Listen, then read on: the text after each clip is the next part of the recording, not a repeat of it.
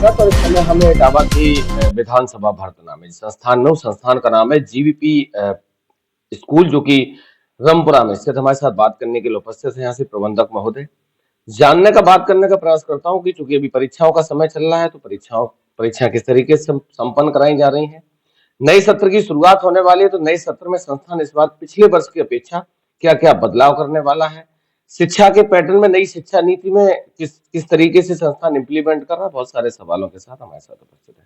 Sir, सबसे पहले आपका स्वागत है। जी, आपका भी हमारे विद्यालय में आने के लिए हम आपका भी जी स्वागत करते हैं। जी, बहुत बहुत धन्यवाद। सर, जो जीवीपी संस्थान है आपका, लगभग कितने वर्षों से संचालित है? ये 97 में 1997 में इसे संचालित किया था। जी, क्या सोच रही थी उस समय जब आपने इसकी शुरुआत करी थी? मेरा ये था कि ग्रामीण क्षेत्र में जो अच्छे से गार्जियन होते हैं वो अपने बच्चों को शहर में नहीं भेज सकते हैं। सबके पास इतनी संपन्नता नहीं होती है कि वो शहर में जाकर के अच्छे विद्यालय में जाकर के अपने बच्चों को पढ़ाएं। तो मैंने ये सोचा कि ग्रामीण क्षेत्र के लोगों को भी एक बेहतर शिक्षा दिलाने के लिए, जिससे उनको शहर जाने की जरूरत ना पड़े, गांव में ही उनको अच्छी बेहतर शिक्षा उपलब्ध कराई जाए, ये सोच करके मैंने विद्यालय की स्थापना की। स्थापना से आज तक का जो सफर रहा, आप कितने सफल हो पाए? देखिए, ग्रामीण क्षेत्र में सफलता की बात अगर आपने पूछी है, तो सफल तो मैं अभी नहीं हो पाया हूँ, लेकिन एक प्रयास कर रहा हूँ। और इसमें बहुत सारी संघर्ष भी है, बहुत सारी परेशानियां भी आती हैं, क्यों ग्रामीण के क्षेत्र के लोग हैं, गरीब लोग हैं, इतना पैसा नहीं है। तो ये सारी चीजें, समस्या उनके सामने भी है और समस्या हमारे सामने भी है। एक ये प्रयास चल रहा है और अभी तक सफलता के उसमें प्राप्त नहीं कर पाई है, लेकिन प्रयासरत हूँ। अच्छा, अभी परीक्षाओं का जो समय चल रहा है, तो परीक्षाएं किस तरीके से संपन्न कराई जाए? परीक्षाएं बिल्कुल बोर्ड के पैटर्न पर परीक्षाएं मैं संपन्न कराता हूँ। किसी प्रकार की कोई नकल नहीं, कोई अवैधानिक सामग्री प्रयोग नहीं करते हैं। पूरी स्वच्छता के साथ और पवित्रता के साथ परीक्षा हम कराते हैं। 1 अप्रैल से नए सत्र की शुरुआत होगी। इस बार संस्थान क्या क्या बदलाव करेगा? अब हमारे मन में या हमारी सोच में तो बहुत सारी चीजें हैं। क्यों, इतनी सारी टेक्नोलॉजी, इतना सब डिजिटल हो रहा है, तो हम ये प्रयास करेंगे कि नए सत्र में कुछ न कुछ नया प्रयास करेंगे, जो ग्रामीण क्षेत्र के लोगों को लगे कि यहाँ कुछ नया हो रहा है।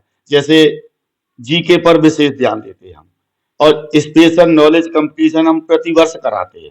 और वो हमारी जो स्पेशल नॉलेज कंपटीशन है वो बहुत हाई लेवल की होती है। उसका आप देखेंगे, बच्चों के द्वारा ट्राई करेंगे तो आपको ये लगेगा कि बहुत ही उच्च लेवल पर जीके हम कराते हैं। तो इस प्रकार की पूरा एक विश्वव्यापी ज्ञान हम बच्चों को देने का प्रयास करते हैं।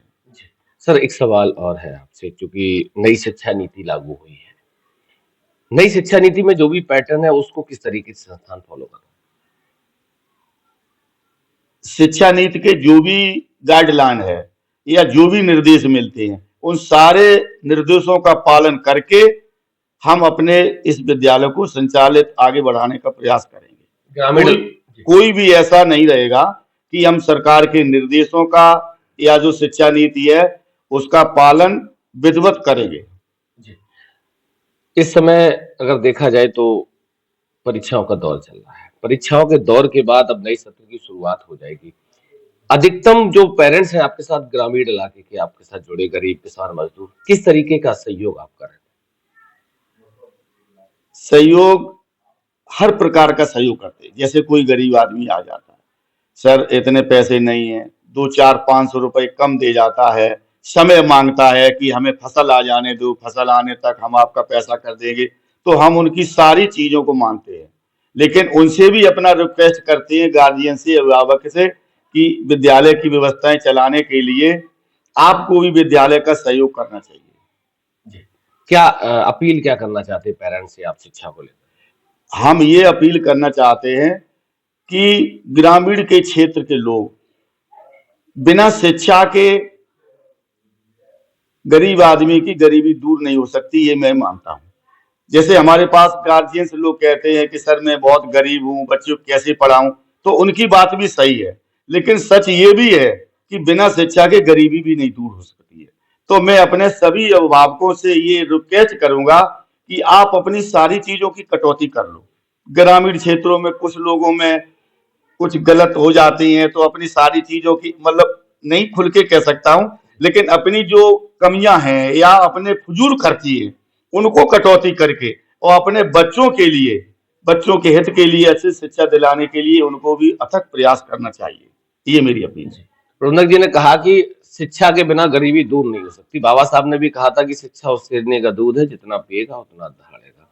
प्रबंधक जी, हमारी तरफ से आपको और आपके संस्थान को परीक्षा के परिणामों के लिए और नए सत्र के लिए बहुत बहुत बधाई, शुभकामनाएं। आपको भी धन्यवाद। भारत चैनल की आपको भी बहुत बहुत शुभकामनाएं हैं। आपने आकर के हमें यहाँ समय दिया, आपका बहुत बहुत आभार। बहुत बहुत शुक्रिया।